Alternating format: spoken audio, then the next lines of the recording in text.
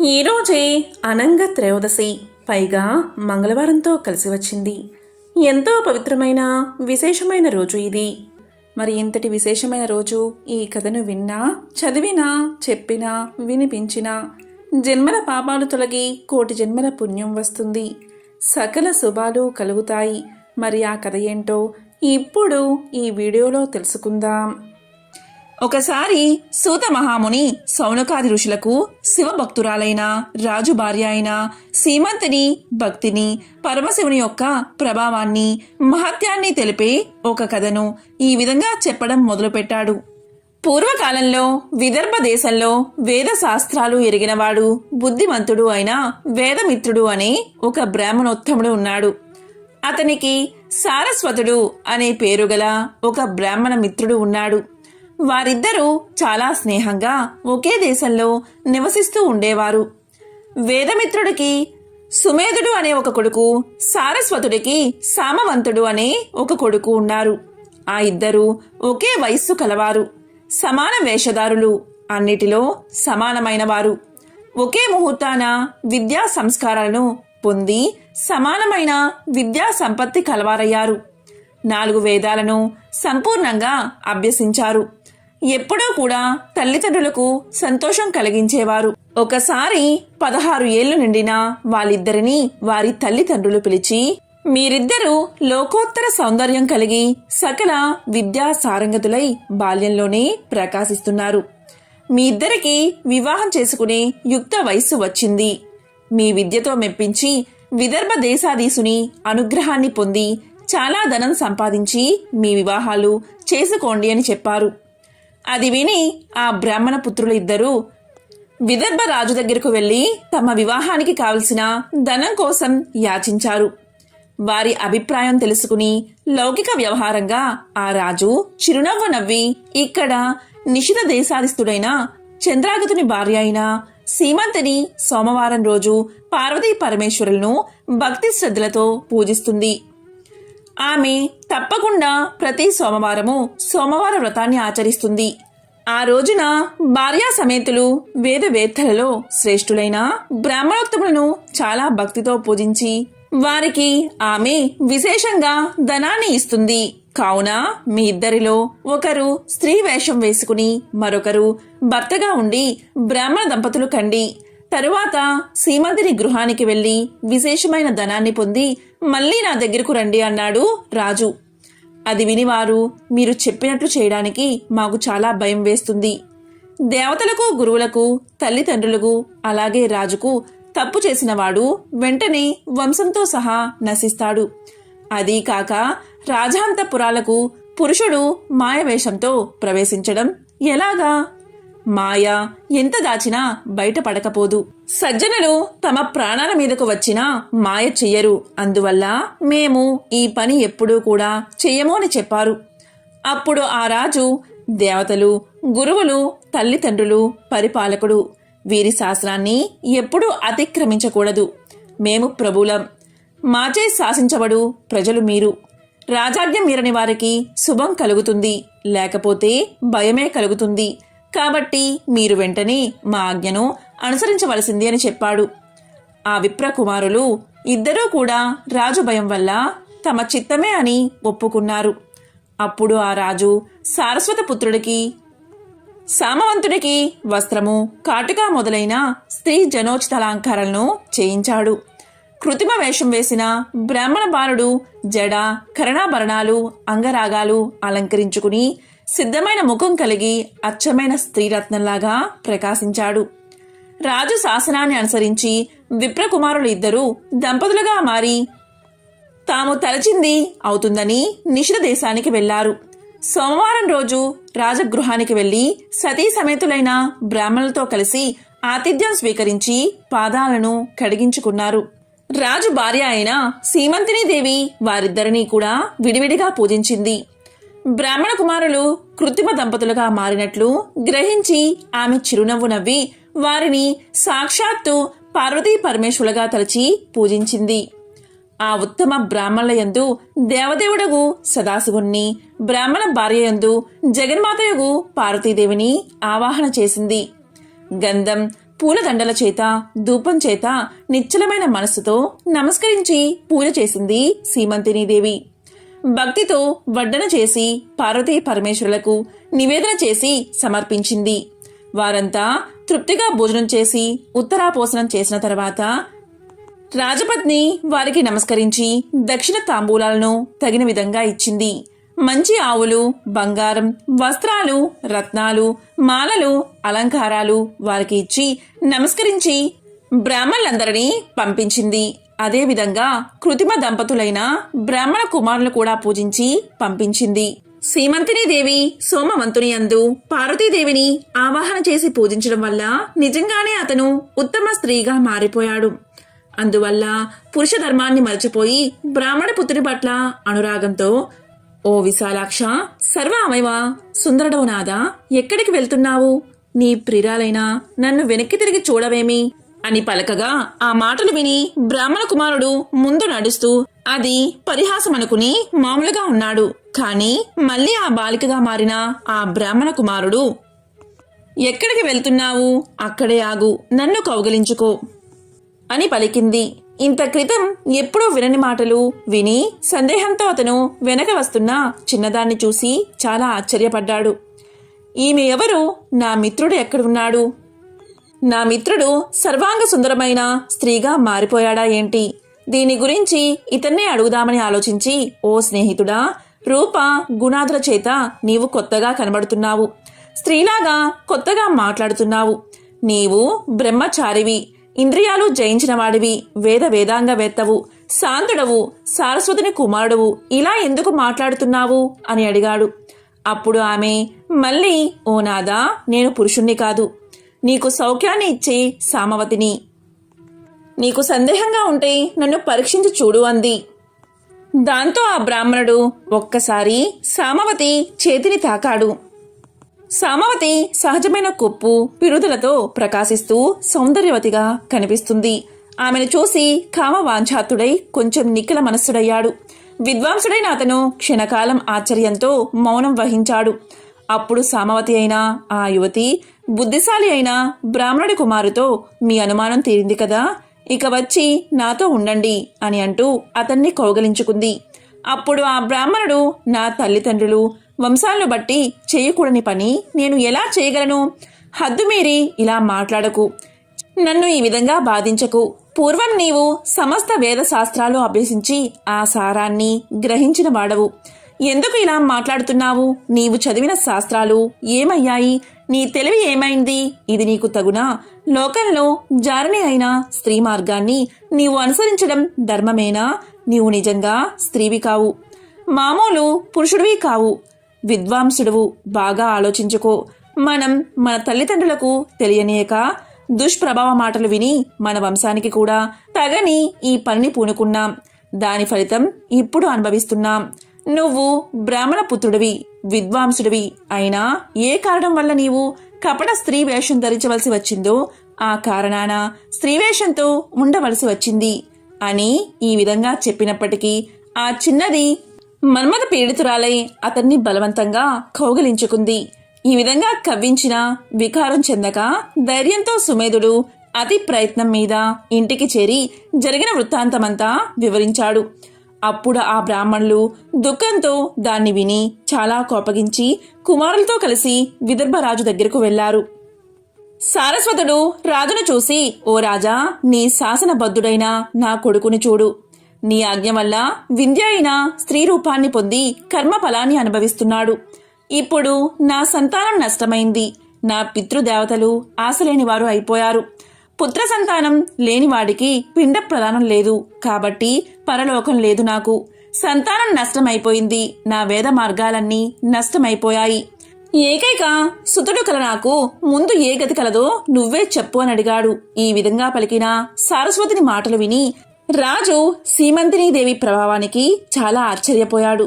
తరువాత గొప్ప మహర్షులు పిలిపించి వారి యొక్క అనుగ్రహాన్ని పొంది ఆ బ్రాహ్మణ బాలికను పురుషునిగా చేయమని వేడుకున్నాడు. అప్పుడు ఆ మునిశ్రేష్ఠులు పార్వతీ పరమేశ్వరులు వారి భక్తుల సంకల్పాన్ని వేరే విధంగా మార్చడం ఎంత జితేంద్రుడికైనా సాధ్యం కాదు అని చెప్పారు. తరువాత రాజు మునిశ్రేష్ఠుడైన భరద్వాజ మహర్షిని పిలిచి ఉపాయం చెప్పమని అడగగా ఆ బ్రాహ్మణోత్తముడు తమ కుమారులు 20తో కలిసి ఆ ముని ఉపదేశం ప్రకారం అంబికా భవనానికి వెళ్లి రాత్రంతా చాలా నియమంతో పార్వతీదేవిని ఉపాసించారు.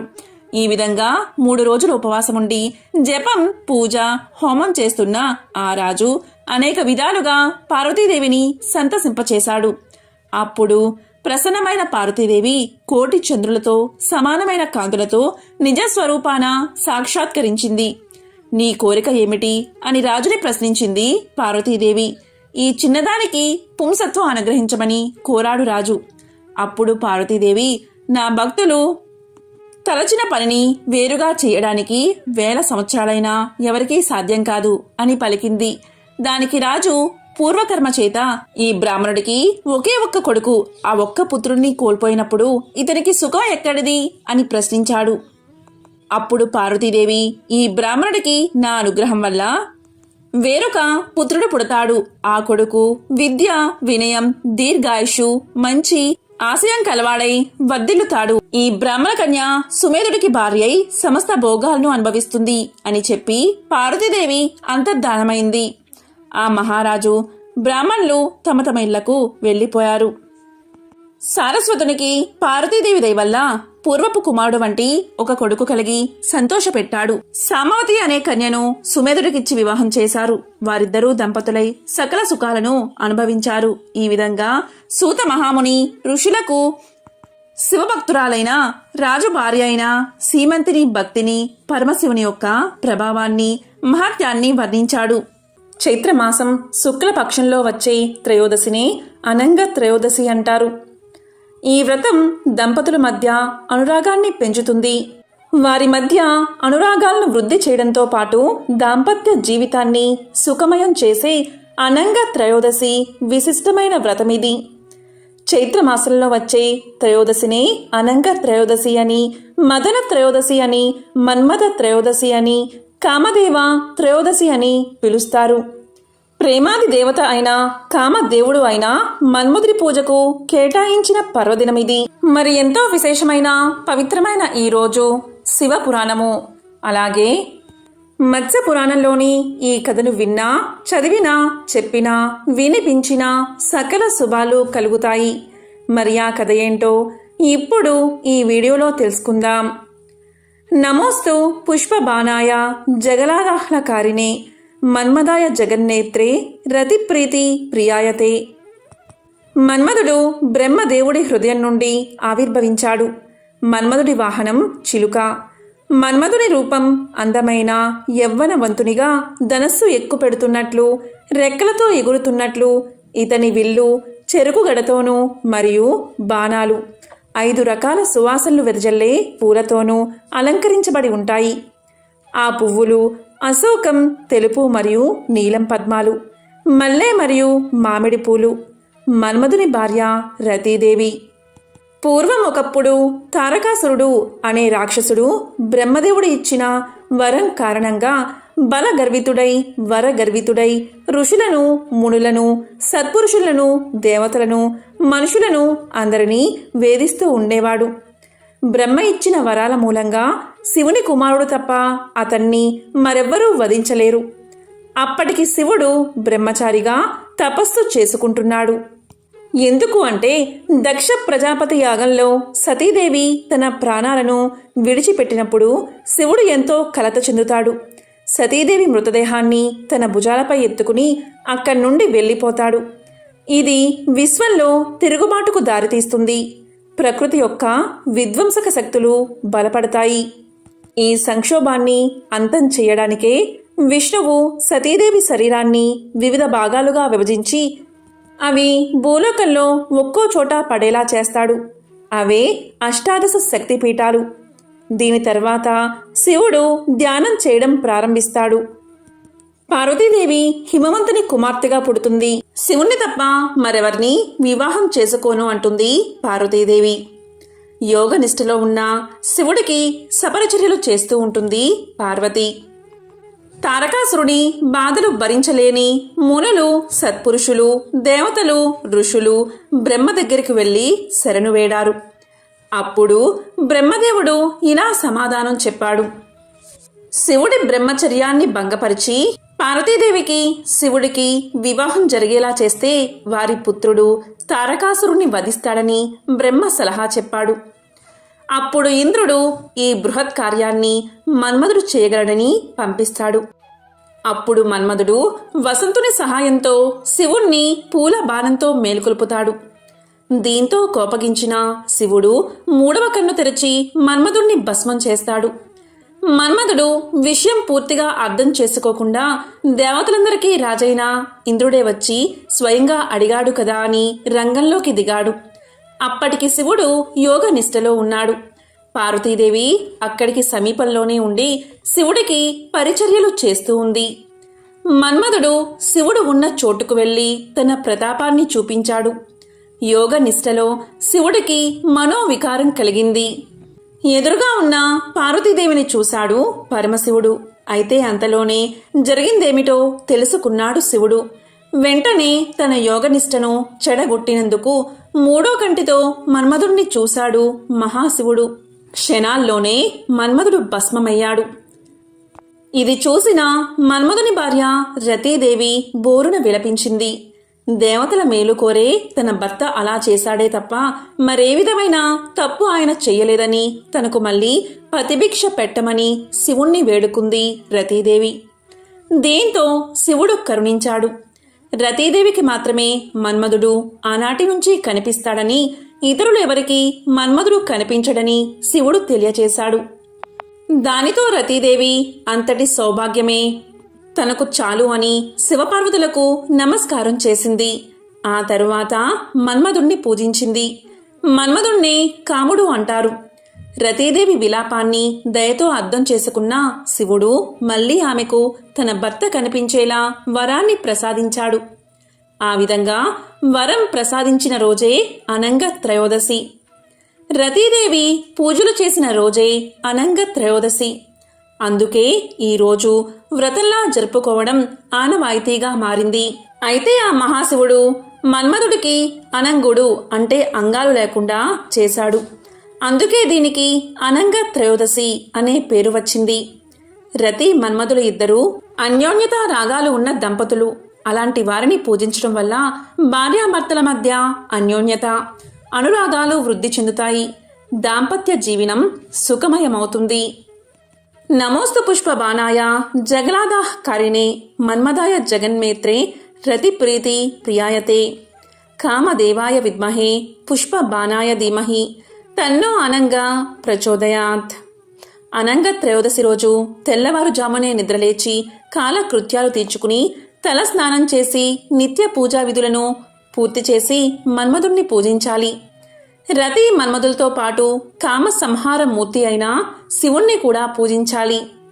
మన్మధుడి చిత్రపటాన్ని కానీ, మన్మథ సాలగ్రామాన్ని కానీ, పసుపుతో చేసిన ప్రతిమని కానీ మందిరంలో ఉంచాలి. ముందుగా పూజా గదిలో వినాయకుడిని పూజించాలి. ప్రథమ పూజ వినాయకుడికి చెయ్యాలి. బెల్లం ముక్కను నైవేద్యంగా సమర్పించాలి. తరువాత ముఖ్యంగా మహాశివయ్యను, పార్వతీదేవిని కూడా తెల్లటి పువ్వులతో అలంకరణ చేసి పూజించాలి. అదేవిధంగా రతి మన్మధులను కూడా పూజించాలి. ఈ విధంగా తెల్లటి అక్షింతలతో, తెల్లటి పువ్వులతో ఈరోజు పూజ పూర్తి చెయ్యాలి. మన్మధుణ్ణి ఆవాహన చేసుకుని వివిధ పుష్పాలతో పాటు సుగంధాలు వెదజల్లే దమనంతో పూజించి నైవేద్యాన్ని సమర్పించాలి. ఈ విధంగా అనంగ త్రయోదశి నాడు మన్మధుణ్ణి పూజించడం వల్ల దంపతుల జీవితం సుఖమయమవుతుంది. అనంగుడు అన్నా, పుష్ప బాణుడు అన్నా మన్మధుడే. అయితే కామం మరింత ప్రకోపించకుండా కామారి అయిన మహాదేవుణ్ణి పూజించాలి. ఎవరైతే ఈ వ్రతాన్ని భక్తి శ్రద్ధలతో ఆచరిస్తారో అలాంటి వారికి సుఖ సంతోషాలు, ఐశ్వర్యం, దాంపత్య సుఖం లభిస్తాయట. ఎంతో పవిత్రమైన, విశిష్టమైన ఈ కథను ఈరోజు విన్నా, చదివినా, చెప్పినా, వినిపించినా సకల శుభాలు కలుగుతాయి. ఆ మహాశివుడి అనుగ్రహం తప్పకుండా మీకు కలుగుతుంది. పూర్వం ఒకసారి సత్యభామ శ్రీకృష్ణుడి దగ్గరకు వెళ్ళి, నాదా, తులసి మొక్కకు నీరు పోస్తే మంచి జరుగుతుంది అని చెప్తారు కదా, మరి తులసి మొక్క దగ్గర దీపాన్ని వెలిగించడం వల్ల ఎటువంటి ప్రయోజనం కలుగుతుంది అని అడిగింది. దానికి శ్రీకృష్ణుడు ఇలా పలికాడు, చూడు సత్యభామ, ఇది నీకు అర్థం అవ్వాలి అంటే ఒక పుణ్యవంతమైన కథ నీకు తెలియాలి. ఆ కథను విన్నంతనే జన్మల పాపాలు తొలగి మహాపుణ్యం కలుగుతుంది. పూర్వకాలంలో దక్షిణాన ఒక పెద్ద నది ఉండేది. ఆ నది ఒడ్డున హరిహర అనే ఒక బ్రాహ్మణుడు ఉండేవాడు. అతను వేదాలను చదివిన గొప్ప పండితుడు. అయితే అతని దురదృష్టం కొలది అతనికి ఒక పొగరబోతు భార్య ఉండేది. ఆమె ఎప్పుడూ అతన్ని అవమానించేది. భర్తతో ప్రేమగా వ్యవహరించేది కాదు. అన్నం కూడా పెట్టేది కాదు. అతని ఇంటికి ఎవరైనా చుట్టాలు వచ్చినా సరే వాళ్లను అవమానించి తరిమి కొట్టేది. అంతేకాదు, ఇతర పురుషులతో మాట్లాడుతూ కావాలనే ఆ బ్రాహ్మణుణ్ణి మానసికంగా హింసించేది. అందరూ చూస్తూ ఉండగా చెట్టు కింద నిలబడి బట్టలు మార్చుకునేది. అయితే ఆ బ్రాహ్మణుడు ఎన్నోసార్లు ఆమెను హెచ్చరించాడు. తన ప్రవర్తనని మార్చుకోమని చెప్పాడు. కాని ఆ బ్రాహ్మణుడి భార్య అతని మాటలు పట్టించుకోలేదు. నీలాంటి అడుక్కు తినేవాడిని పెళ్లి చేసుకున్నాను కాబట్టే నాకీ గతి పట్టింది. నిన్ను పెళ్లి చేసుకోవడం నేను చేసిన పెద్ద తప్పు. నీలాంటి వాడితో బతికే కంటే నరకానికి పోవడమే నాకు సుఖంగా ఉంటుంది అని అతనితో గొడవ పెట్టుకుంటూ ఉండేది. అంతేకాదు, ఆమె తన భర్త ముందే వ్యభిచారం చేయడం కూడా మొదలుపెట్టింది. కామజ్వాలలతో రగిలిపోతూ ఆమె అందమైన వ్యక్తి కోసం ఎదురు చూస్తూ ఉండేది. తన అందానికి సరిపోయేవాడు కావాలి అని ఆమె దేవుణ్ణి వేడుకునేది. అటువంటి మగవారిని వెతుక్కుంటూ ఒకరోజు అడవిలోకి వెళ్ళింది. అదే అడవిలో ఒక భయంకరమైన పులి తిరుగుతూ ఉంది. ఆ పులి చూపు ఈ బ్రాహ్మణ స్త్రీ మీద పడింది. వెంటనే ఆమెను తినడానికి తన పంజాను విసిరింది. అయితే ఆ బ్రాహ్మణ స్త్రీ ఎంతగానో భయపడిపోతూ ఆ పులిని వేడుకుంది. తనను దయతో వదిలిపెట్టమని వేడుకుంది. అందుకు ఆ పులి ఒప్పుకోలేదు. ఈరోజు నీవు నాకు ఆహారంగా మారాలని ఈ ప్రకృతే నిన్ను నా దగ్గరకు పంపించింది అని ఆ మహిళతో పులి పలికింది. పులి మాట్లాడుతూ ఉండడం చూసి ఆ స్త్రీ ఎంతగానో ఆశ్చర్యపోయింది. ఆ మహిళ పులితో ఇలా అంది, నీవు సాదాసీదా పులివి కాదు. ఇంతకీ నీవు ఎవరో నిజం చెప్పు అని ప్రశ్నించింది. అప్పుడు ఆ పులి తన జీవిత కథను ఇలా చెప్పడం ప్రారంభించింది. నీలాంటి పాపాత్ములను తిన్నప్పుడే నాకు ఈ జన్మ నుంచి విముక్తి లభిస్తుంది. నేనెవరో చెప్తాను, శ్రద్ధగా విను అని తన పూర్వజన్మ కథను ఇలా చెప్పింది. ఒకప్పుడు దక్షిణ దేశ తీరంలో పవిత్రమైన నది ఉండేది. అక్కడ ఒక బ్రాహ్మణుడు నివసిస్తూ తన జీవితాన్ని కొనసాగిస్తున్నాడు.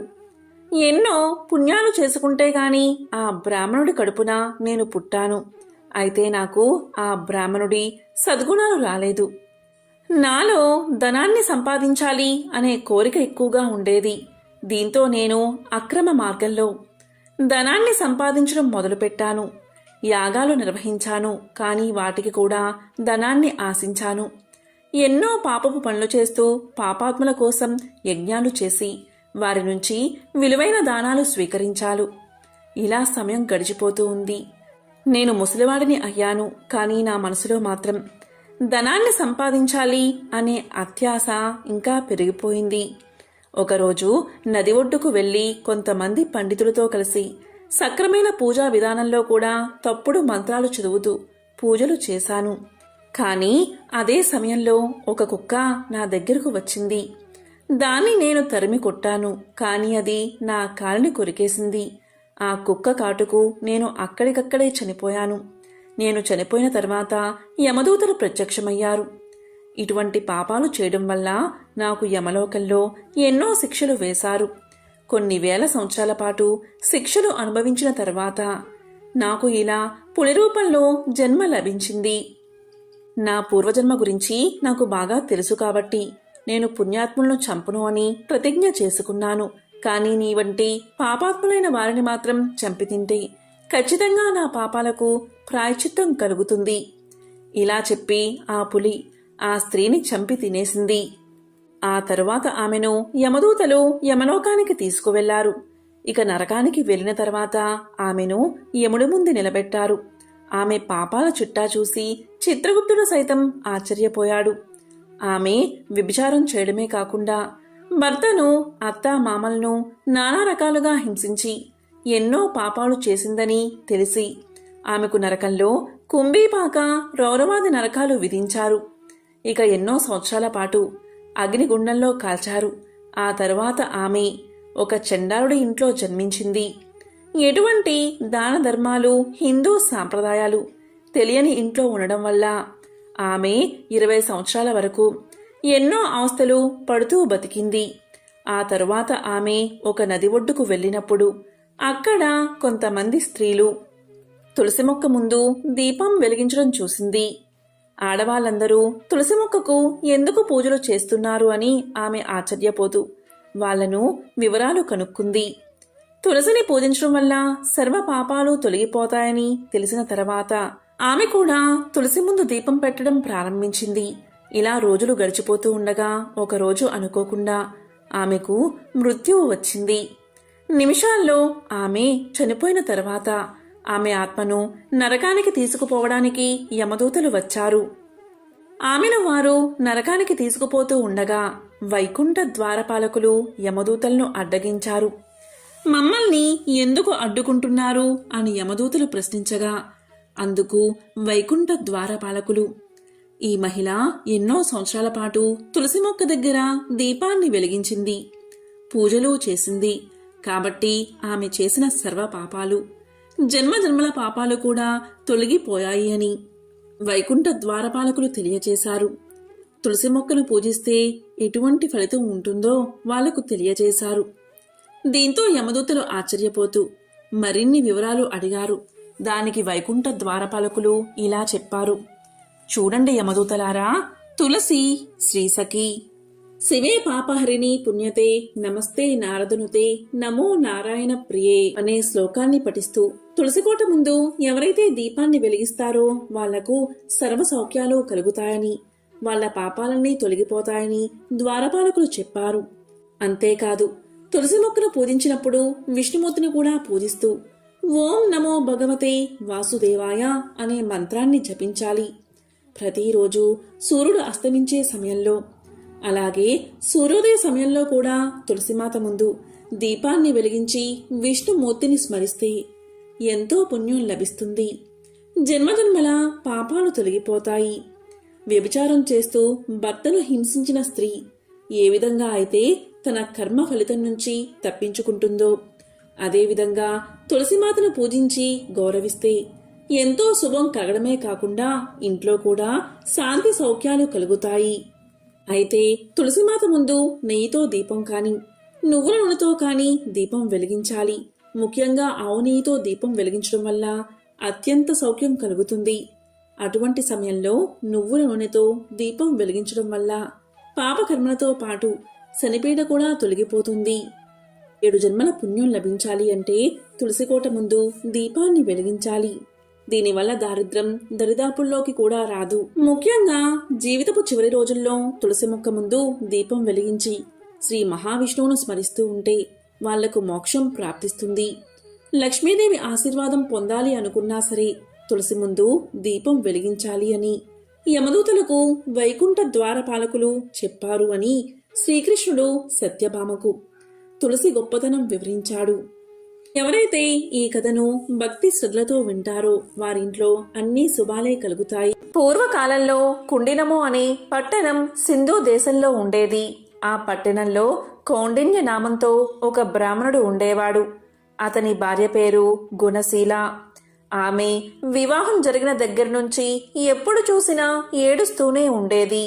ఆ బ్రాహ్మణ జంటకు కొడుకులు, కూతుళ్ళు, కోడళ్ళు, అల్లుళ్ళు ఉన్నారు. ఆమెకు సకల భోగభాగ్యాలు ఉన్నా కాని ఎప్పుడూ కూడా ఎందుకు ఏడుస్తుందో ఎవరికి అర్థం అయ్యేది కాదు.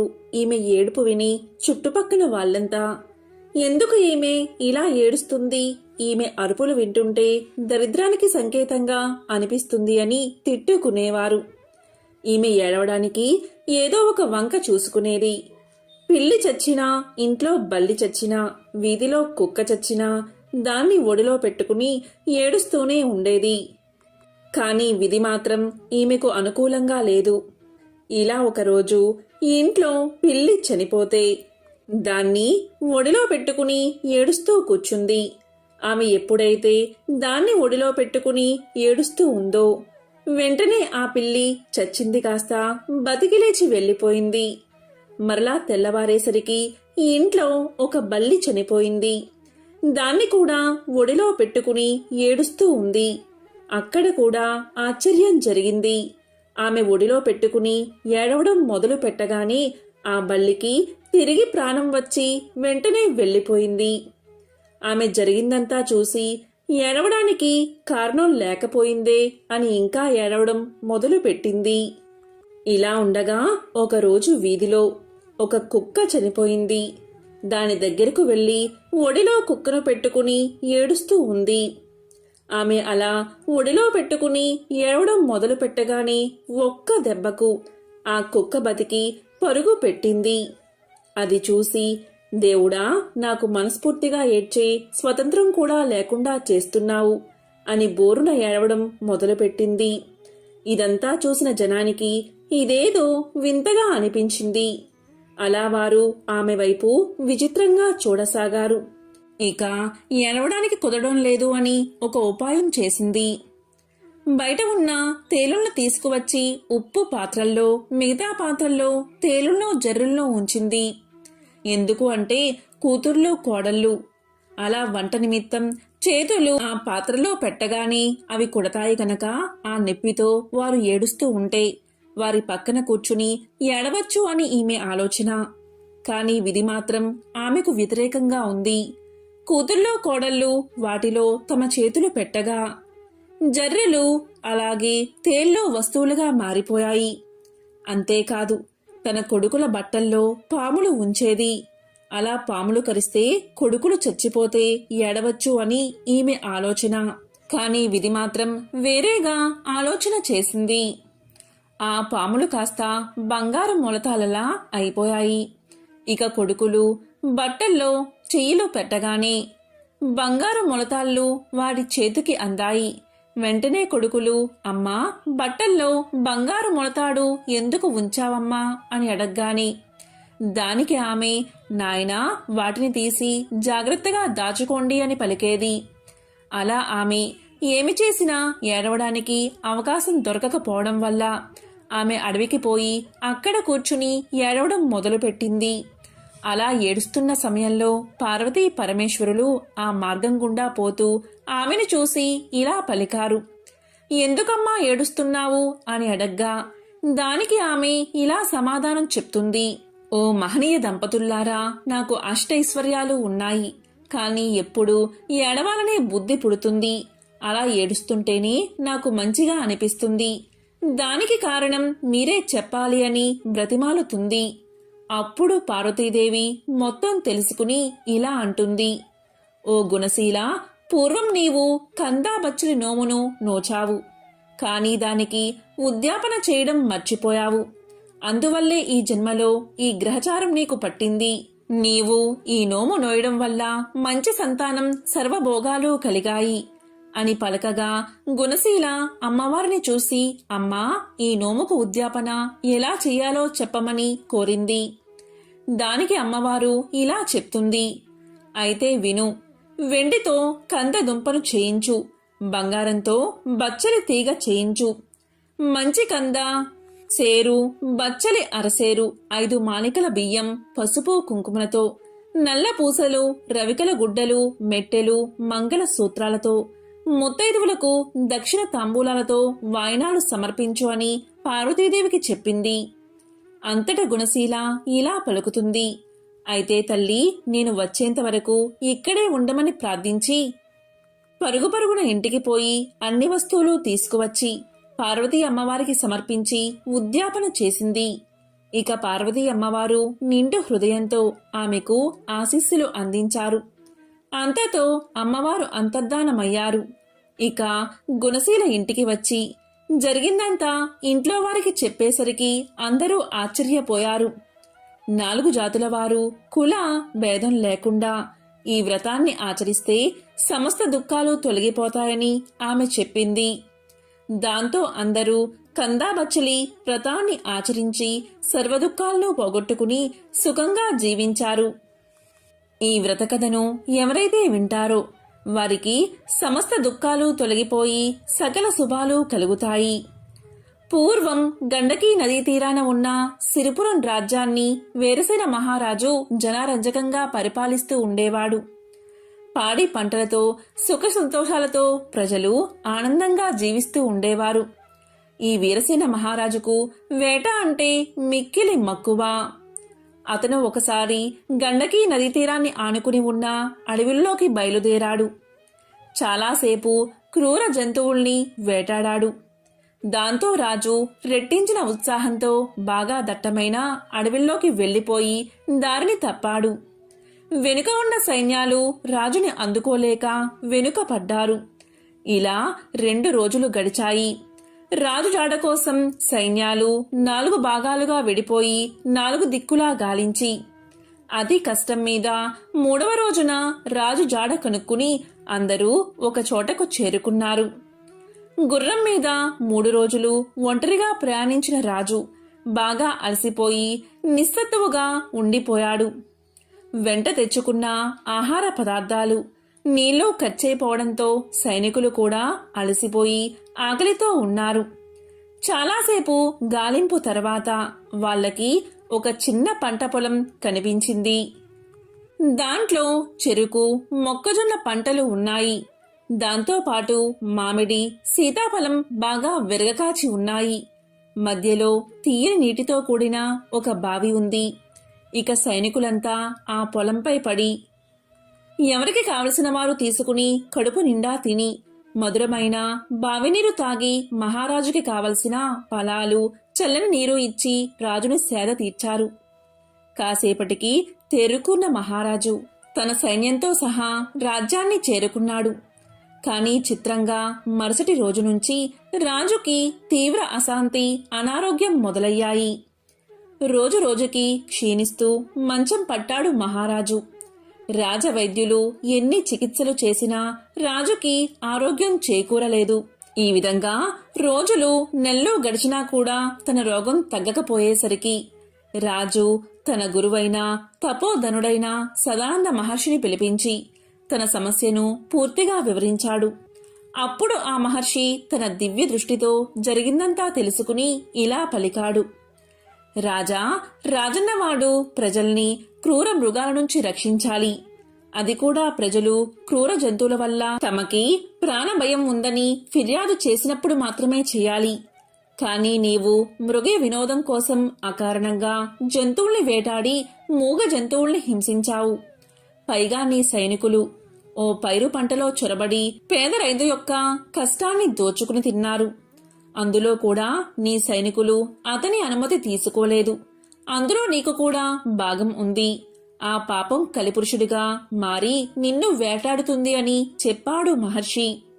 ఇది విన్న రాజు ఎంతో ఆశ్చర్యపోయి ఇలా పలికాడు: మహాత్మా, మన్నించండి. నేను ఈ దేశపు రాజుని కదా. నా రాజ్యంలో ఉన్న సకల ప్రజల మీద, వాళ్ళ ఆస్తుల మీద, ధనధాన్యాలు, పంట పొలాలు, తోటలు, వ్యాపారాలు అన్నిటిపైన నాకు సర్వాధికారాలు ఉన్నాయి కదా. మరి నాకు పాపం ఎలా అంటుతుంది అని అడిగాడు. దానికి మహర్షి ఇలా చెప్పాడు: రాజా, నువ్వు చెప్పింది నిజమే. స్వయంగా నువ్వు ఆ రైతు తోటలోకి వెళ్లి నీకు కావాల్సింది తిని నీ సైనికులకు పంచినా నీకు దోషం అంటదు. లేదా నీ ఆజ్ఞపైన నీ సైనికులు ఆ తోటలోంచి పళ్ళు నీరు నీకు తీసుకువచ్చినా నీకు దోషం అంటదు. ఇక్కడే నువ్వు ధర్మదేవతని సరిగ్గా అర్థం చేసుకోవాలి. పై 2 విషయాలు జరిగి ఉంటే నీకు దోషం అంటేదే కాదు.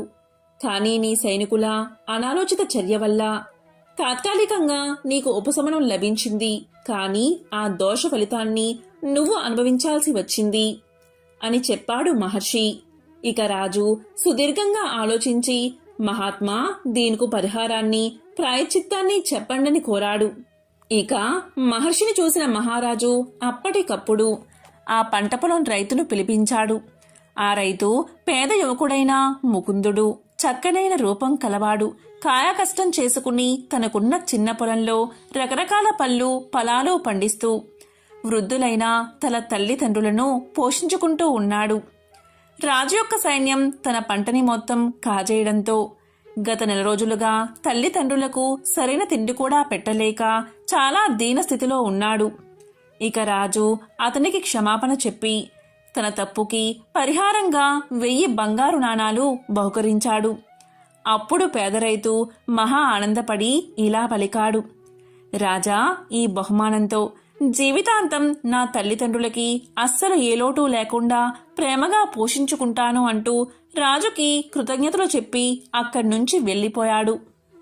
ఆ విధంగా ఆ రైతు వెళ్ళిపోయాక రాజు మహర్షి వైపు తిరిగి, మహాత్మా, ఇక నా పాపం పోయినట్లేనా అని అడిగాడు. దానికి మహర్షి ఇలా అన్నాడు, రాజు రాజైన వాడు ఎప్పటికప్పుడు ధర్మశాస్త్రాలు, నీతి శాస్త్రాలను క్షుణ్ణంగా అధ్యయనం చెయ్యాలి, లేదా ఎవరి దగ్గర నుంచైనా తెలుసుకుంటూ ఉండాలి. ప్రస్తుతానికి నీ పాపం తొలగిపోయింది, కాని ఇంకా మిగిలే ఉంది అన్నాడు మహర్షి. అప్పుడు రాజు మళ్లీ నమస్కారం చేసి, మహాత్మా, మరి పరిహారం చెప్పండి అని కోరాడు. మహర్షి రాజు వంక చూశాడు. అప్పుడు వెంటనే రాజు సదాచార భక్తులైన పండితుల్ని, బ్రాహ్మణోత్తముల్ని మహారాజు సభకు ఆహ్వానించాడు. కొన్ని వందల మంది తరలి వచ్చారు. రాజు వాళ్ళకి జరిగిందంతా వివరించి నెల రోజుల పాటు రైతు కుటుంబాన్ని ఆకలి బాధకి గురిచేసిన పాపం పోగొట్టుకోవడానికి గాను 10,000 బంగారు నాణాలను దానంగా ఇవ్వడానికి సిద్ధపడ్డాడు. కాని ఆ దానం స్వీకరించడానికి ఎవరూ ముందుకు రాలేదు. ఎందుకంటే వాళ్ళు పండితోత్తములు. అలా చేయడం వల్ల ఆ పాపం తాము స్వీకరించినట్లు అవుతుందని వాళ్లకు తెలుసు. ఇక రాజు నిరాశగా వాళ్ల వైపు చూస్తూ ఉండగా విశ్వవేత్తుడు అనే బ్రాహ్మణోత్తముడు లేచి ఆ దానం స్వీకరించడానికి సిద్ధంగా ఉన్నానని తెలియచేశాడు. ఇక రాజు ఆనందంగా 10,000 బంగారు నాణాలను బహుమానంగా ఇవ్వగానే విశ్వవేదుడు తాను తెచ్చిన 2 బంగారు నాణాలను వాటితో కలిపి అక్కడ చేరిన పండితులకు, బ్రాహ్మణులకు ఉచితంగా పంచేశాడు. ఇలా చేయడం వల్ల ఆ పాప ఫలం అతనికి అంటలేదు. ఇక రాజు అతన్ని చూసి ఇలా పలికాడు, మహానుభావా, తమ పరిస్థితి మెరుగుపడాలని అంత పెద్ద మొత్తం దానంగా ఇచ్చాను. ఇప్పుడు తమకి నేను ఇచ్చిందేముంది అన్నాడు. మీరేమో నేనిచ్చిన ధనాన్ని దాన ధర్మాలు చేసి మీ పాపం పోగొట్టుకున్నారు. ఇప్పుడు నేను మీకు ఎలా సహాయం చేయగలను అని అడగ్గా దానికి ఆ బ్రాహ్మణోత్తముడు బదులిస్తూ ఇలా అన్నాడు, రాజా, గండకీ నదీ తీరాన ఉభయ సంధ్యల్లో సంధ్యావందనంతో పాటు గ్రామీణుల ఇళ్లల్లో పూజాది శుభకార్యాలలో పౌరోహిత్యం చేసుకుంటూ ఉంటాను నేను. ఆ వచ్చిన ధనంతో నేను నా భార్య ఆనందంగా జీవిస్తున్నాం. మీరు నాకేమైనా సహాయం చెయ్యాలి అనుకుంటే గండకీ నదీ తీరంలో ఒక అపురూప శివాలయాన్ని నాకు నిర్మించి ఇస్తే చాలు. నా శేష జీవితాన్ని ఆనందంగా గడిపేస్తాను. దాంతో మా ఇద్దరి జీవితాలు ఆ పరమేశ్వరుడి అనుగ్రహం వల్ల పరిపూర్ణమవుతాయి అని చెప్పగా రాజు దానికి ఆనందంగా ఒప్పుకుని ఆ బ్రాహ్మణుడికి శివాలయం కట్టించి ధర్మదేవత యొక్క అనుగ్రహం పొంది ధన్యుడు అయ్యాడు రాజు. కాబట్టి అధికార బలంతో ఇతరుల మనస్సును ఎప్పుడూ నొప్పించరాదు. ఇలా చేస్తే మనశ్శాంతి కలుగుతుందని ఈ కథ మనకు తెలియచేస్తుంది. ఎంతో పవిత్రమైన విశేషమైన ఈ రోజు ఈ కథను వింటే చాలు, సకల శుభాలు కలుగుతాయి. ఒక బ్రాహ్మణుడికి 5 కొడుకులు ఉన్నారు. వారికి పెళ్లిళ్లు జరిగి భార్యతో హాయిగా కాపురం చేసుకుంటున్నారు. వారిలో 5వ కోడలు కరుల్లా గౌరీనోము పట్టింది. ఆమె సూర్యుణ్ణి ఆరాధిస్తూ అత్త సొమ్ము అక్కర్లేదు, మామ సొమ్ము అక్కర్లేదు, పుత్రి సొమ్మొద్దు, పురుషుని సొమ్ము అసలే వద్దు, నా సొమ్ము నాకిమ్ము అని పలికేది. రోజు ఈ విధంగా అండం విన్న అత్తా మామలు, బావా మరదళ్ళు, తోడి కోడళ్ళు భర్తకు ఆమెపై కోపం వచ్చింది. అందరూ కలిసి ఒకరోజు ఆమె నిద్రపోతూ ఉండగా మంచంతో సహా ఆమెను అడవిలో విడిచి వచ్చారు. ఆమె నిద్ర లేచింది. భయపడక ఆమె అక్కడే స్నానం చేసి సూర్యదేవుణ్ణి ప్రార్థిస్తూ ఉండగా దోసిట రత్నాలు పడ్డాయి. వాటితో పసుపు, కుంకుమ, కొంచెం ఉప్పు, మిరపకాయలు, బియ్యము కొని ఒక ముసలవాని సహాయంతో ఆ సమీప గ్రామాన చిన్న ఇంటిలో ఉన్నది.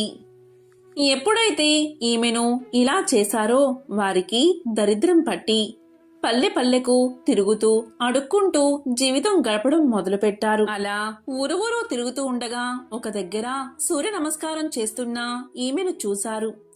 మన అమ్మాయి కూడా ఇలాగే సూర్య నమస్కారం చేసేది అని వారిలో వారు అనుకున్నారు.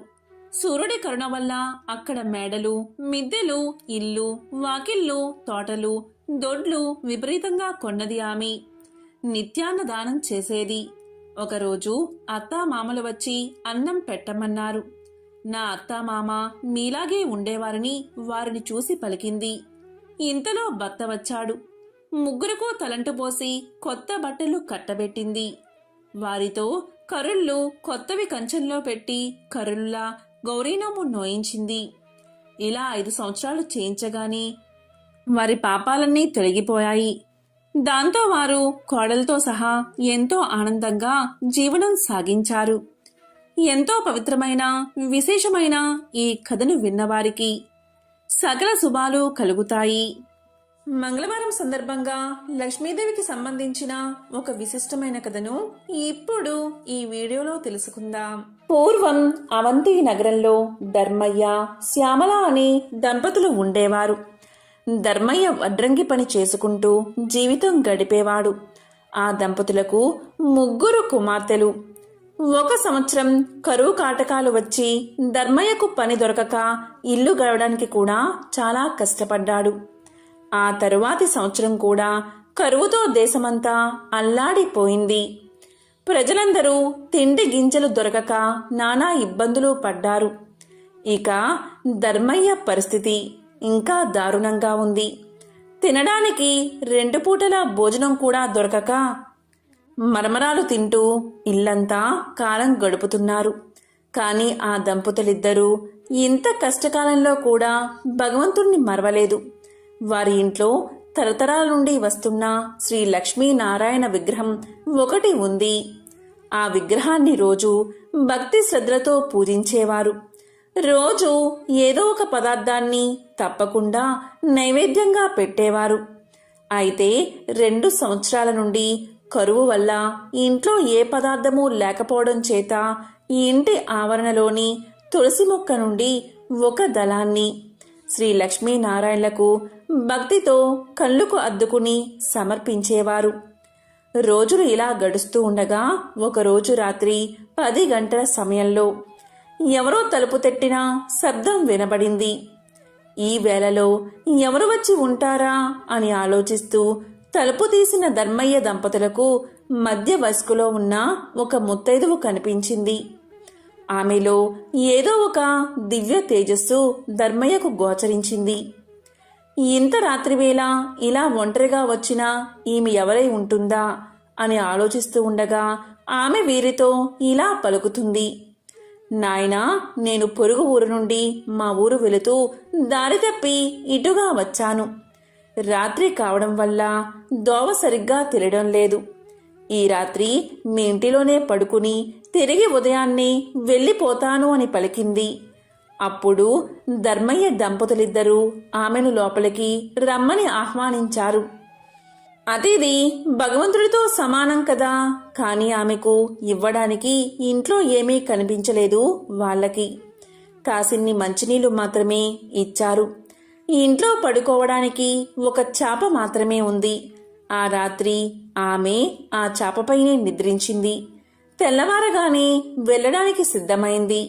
అప్పుడు ధర్మయ్య దంపతులిద్దరూ ఆమెతో ఇలా అన్నారు. తల్లి, నీవు తేజస్సుతో సాక్షాత్తు జగన్మాత అయిన శ్రీ మహాలక్ష్మిగా ఉన్నావు. నిన్ను ఒట్టి చేతులతో పంపుతున్నందుకు మాకు ఎంతో బాధగా ఉంది అన్నారు వారిద్దరూ. అప్పుడు ఆమె ఇలా పలుకుతుంది. దంపతులారా, మీరు చింతించవద్దు. మీ ఇంట్లో ఉండడానికి ఒప్పుకున్నారు, అదే చాలు అంది. అప్పుడు శ్యామలమ్మ ఆమెకు బొట్టు పెట్టి పంపించింది. ఆమె వెళ్ళిన తర్వాత కాసేపటికి ఈ ఇంట్లో ఏదో చప్పుడు వినిపించింది. ఏమిటా అది అని ఇల్లంతా చూడగా శ్రీ లక్ష్మీనారాయణ విగ్రహం వద్ద నుండి శబ్దం వస్తున్నట్టుగా వారు గమనించారు. అక్కడ కొన్ని బంగారు నాణాలు పడి ఉన్నాయి. అప్పుడు ఆ దంపతులకు జరిగిందంతా అర్థమైంది. రాత్రి తమ ఇంటికి వచ్చింది మరెవరో కాదు, సాక్షాత్తు జగన్మాత శ్రీ మహాలక్ష్మి. ఆ తల్లికి తామేమీ ఇవ్వలేకపోయామే, చెయ్యలేకపోయామే, కనీసం తగిన వసతి కూడా కల్పించలేకపోయామే అని ఎంతో బాధపడ్డారు. ఆ తల్లిని అనేక విధాలుగా స్తుతించారు. శ్రీ మహాలక్ష్మీదేవి అనుగ్రహం వల్ల కలిగిన ధనంతో పిల్లల పెళ్లిళ్లు ఘనంగా జరిపించారు.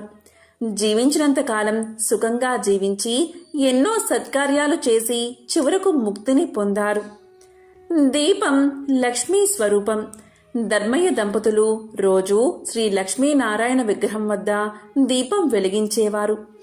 ఎంతటి కష్ట సమయంలో అయినా దీపారాధన మాత్రం మానలేదు. అందువల్ల శ్రీ మహాలక్ష్మీదేవి ఎంతో సంతోషించి వారిని అనుగ్రహించింది.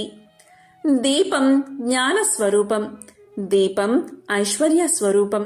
దీపం ఉన్న చోట శ్రీ మహాలక్ష్మి చిరునవ్వుతో ఉంటుంది. ఎవరైతే నిత్యం దీపారాధన చేస్తారో వారు సిరి సంపదలతో తులతూగుతారు. వారికి దేనికి లోటు ఉండదు. ధనధాన్యాలు సమృద్ధిగా ఉంటాయి. ఆ తల్లి అనుగ్రహం ఉన్నవారికి సర్వ సౌభాగ్యాలు లభిస్తాయి. ఓ జగజ్జనని జగన్మాత శ్రీ మహాలక్ష్మి, నీకు ఇవే మా నమస్కారాలు. మంగళప్రదాయని నీవు, నీకే ఇవి మా ప్రణామాలు. లోకేశ్వరి, నీకు ఇవే మా నమస్కారాలు. భక్తుల కోరికలు తీర్చే కల్పవల్లివి నీవు.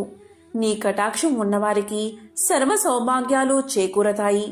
దేనికి లోటు లేకుండా జీవితమంతా ఆనందంగా గడుస్తుంది. శ్రీ మహాలక్ష్మి కటాక్షం లేనివారు బానిసత్వం, దారిద్ర్యం, అప్పులు, భార్యావియోగం, అనారోగ్యం ఇలాంటి అనేక కష్టాల పాలవుతారు. సర్వమంగళ ప్రదాయిని అయిన జగన్మాత ఆరాధించిన వారికి దేవిని దాసదాసీ జనం, పుత్రులు, మిత్రులు, బంధువులు, ఆరోగ్యం, ధనం, ధాన్యం, వాహనమని అష్టైశ్వర్యాలు లభిస్తాయి. శ్రీ లక్ష్మీనారాయణను ఎవరైతే ఎప్పుడూ మనసులో ప్రార్థిస్తూ ఉంటారో వారికి సర్వ సౌభాగ్యాలు కలుగుతాయి. వారికి ఎటువంటి పరిస్థితుల్లో కూడా ఆపద దరిచేరదు. శ్రీ లక్ష్మీనారాయణులు అన్యోన్యమైన జంట.